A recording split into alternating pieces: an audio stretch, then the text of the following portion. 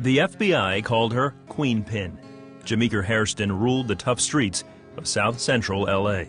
I didn't play when it came to delivering my drugs and getting my money. I was serious about the game. Jemeker was obsessed with power and control, something she picked up as a young girl. I was in the 4th grade, so probably about 8, 9 years old. One day, I came home and we were evicted from our home. I quite didn't understand what was going on, but I knew that it wasn't right. We were put out and had to stay in a motel.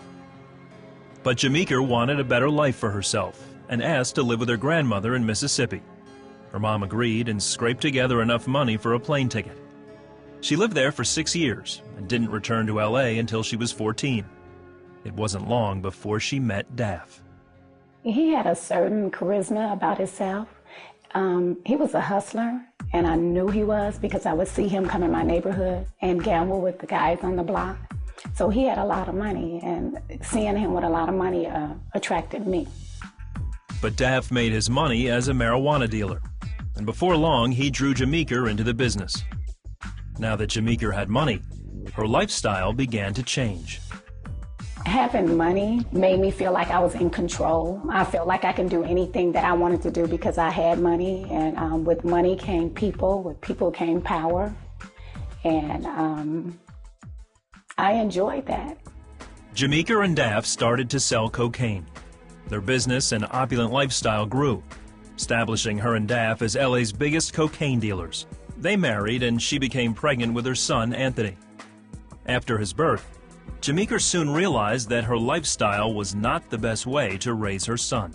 It was so many things happening in the streets that I was, talking to Daff, and I was telling him, let's move to Texas because my best girlfriend lived in Texas. And he said, okay, let's talk about it.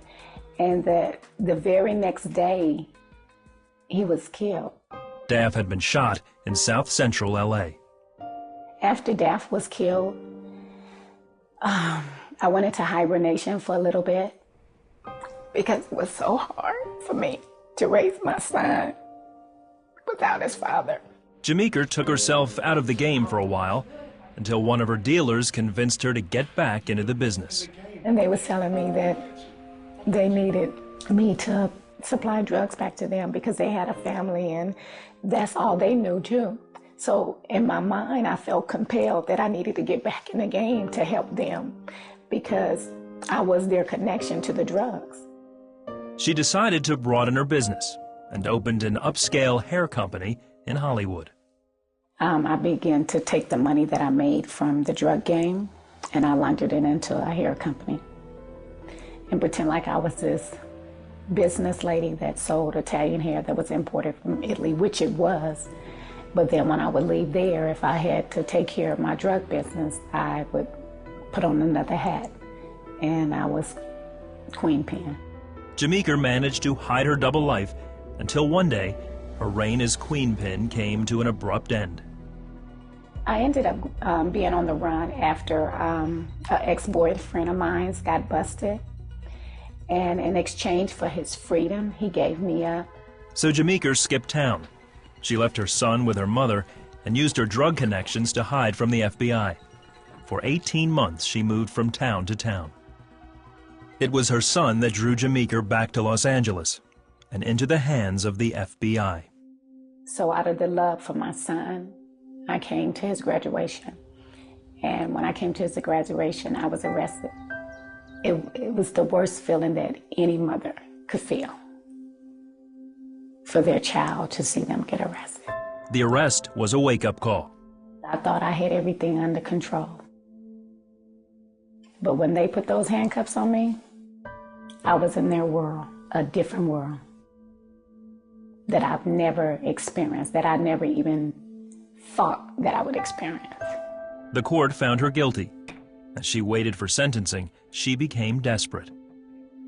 I remember crying out to God and saying, God, if you really God, get me out of this mess. I can't handle this. Jemeker went to a chapel service and asked the pastor to pray for her. When she returned to her cell, she poured out her heart to God. I remember getting on my bunk and putting the cover over my head, and I began to confess every sin for hours. And I felt so pure and so clean and so refreshed and so new. That night, she gave her life to Christ. A few weeks later, she received her sentencing. It was a lighter sentence than she ever expected.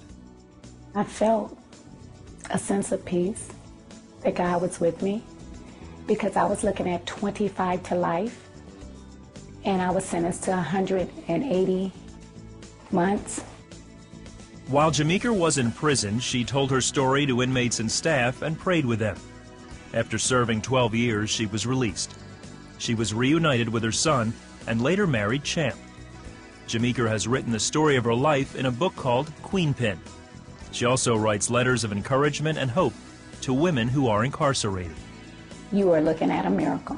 I should be dead, but I'm alive for a reason, to tell you that there is hope. My hope came through Jesus. He is alive. I am redeemed. And I'm not just a conqueror. I'm more than a conqueror.